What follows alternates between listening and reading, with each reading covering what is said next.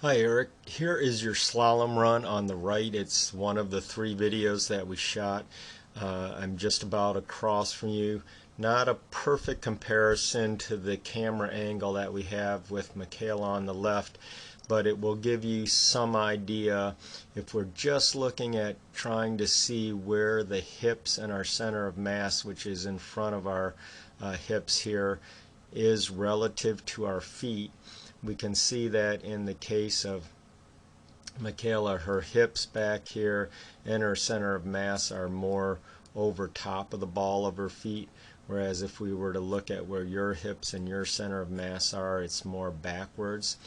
And so let's take a quick look at how Michaela gets into that position, and we'll see that coming into the turn we will see quite a bit. If we pay attention now to the ankle relative to the knee, we'll see quite a bit of flexing going forward. Right in here you'll notice a lot of flexing action happening right here with the ankle and relatively little at the knee. And so that's how she ends up getting into this position, and this is the position that we want to look at to see how our timing went right as soon as we are finishing up our edging movements, to see were we able to progressively keep flexing forward into the outside of the turn so that our upper body moves over our skis and our feet as the turn forces push us up and back. Can we keep moving in this direction? So that's what we're seeing here, just kind of burning that nice visual so that even as the turn starts going across the hill, Michaela is able to stay forward and down the hill with the upper body. And so her body's much more center of mass and her hips are much more over her feet. And then let's back you up to how you kind of got into this turn here. And what we will see is that much different than last year, you actually have some flex into the ankles, but your flexing the ankles will start to happen very, very, very quickly, all right in here, and almost instantaneously with that ankle flexing, the knees will start to come into play, and so that will end up putting you in a position where your hips get back and your center of mass is getting back. So in effect, what's happening here is you will end up actually moving back and inside the turn, back and inside the turn. So the way that that changes is we slow down the ankle flex, make that draw out and be progressive. So instead of that all happening in this real quick little shot here, we try to draw that out, and then we try to reduce the amount that the knees are coming into play there, and that will help keep you from being moved back and inside the turn at this point. So if we go ahead and just take a look at what that will look like for you coming into this next turn, you'll see that from this angle, just watch where your hips and your center of mass moves relative to your feet. Can you see how that's going way back and inside here? So it's back and inside and back and inside here.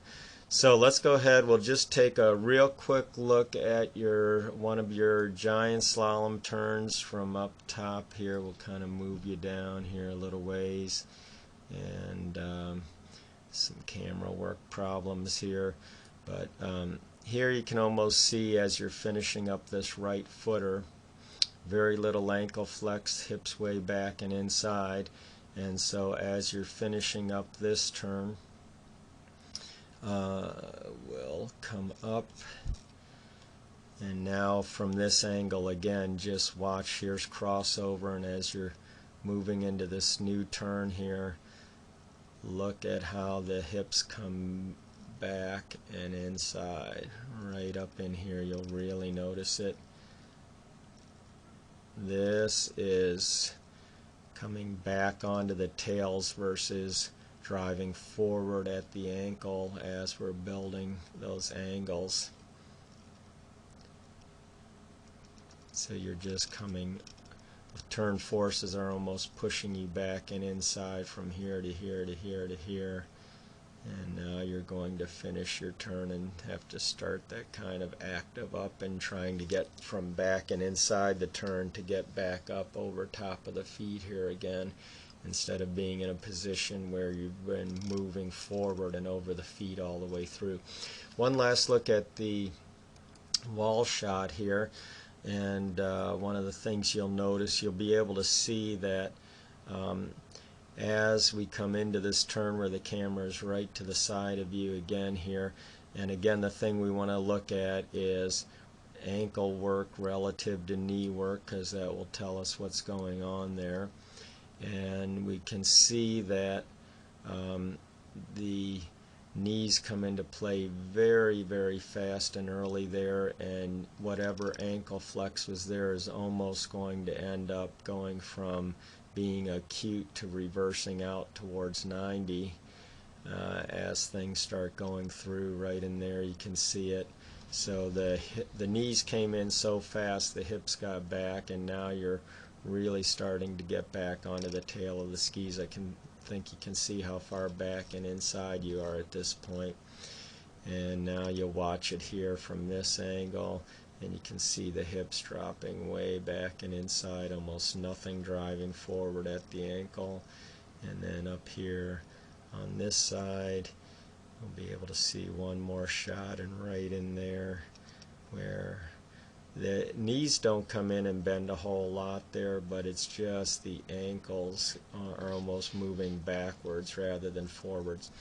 So just the real quick look at the difference in timing, and it gets down to being are we keeping that upper body moving forward and over the skis into the next turn, and it's the relative movement of when do we start flexing at the ankle, can we draw that motion out, can we reduce how much the knee comes into play there, and overall we'll be able to keep that upper body moving over the forces of the turn that are trying to push us back and inside.